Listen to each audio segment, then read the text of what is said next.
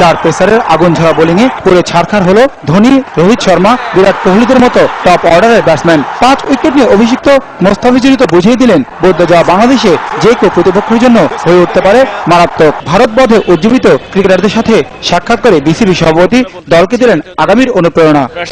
একটা প্লেয়ারও ভয় পায় না কোন দলকে, এই জিনিসটাই আমি মনে করি আমাদের সাকসেসের মেইন কারণ। আমি ডিসিপ্লিন না বলে বলবো প্রফেশনালিজমটাকে আমি এখানে ইনস্টিল করতে চেয়েছি, সেটা এখন ওরাই এনজয় করছে। ভারত যে শক্তিশালী টিম তারা ঘুরে দাঁড়াবেই। আমাদের ছেলেদের সাথে কথা বলে যে জিনিসটা নিশ্চিত করার চেষ্টা করেছি, আমরাও ভয় পাচ্ছি না, আমরাও প্রস্তুত।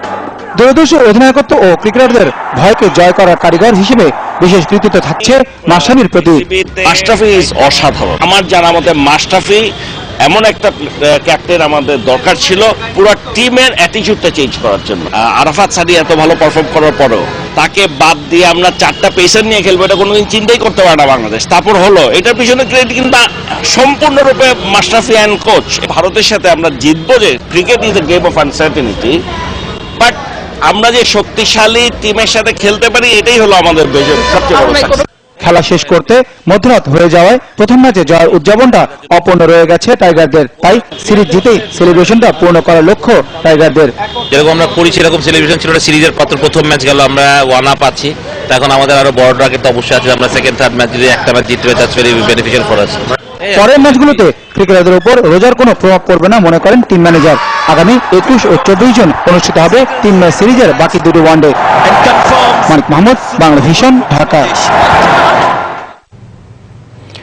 সংবাদ শেষ করব পায়োনিয়ার ইন্স্যুরেন্স সংবাদ শিরোনামগুলো আরেকবার জানিয়ে।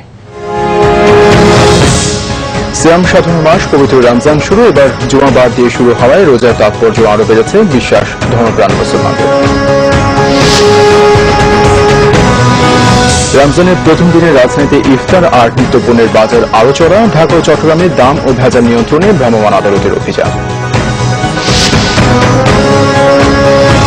মিয়ানমার উপকূলে উদ্ধার আরো 37 বাংলাদেশিকে বিজিবির কাছে হস্তান্তর, অপহৃত বিজিবি সদস্য রাজ্জাককেও শিগগিরই ফেরত পাবার আশাবাদ।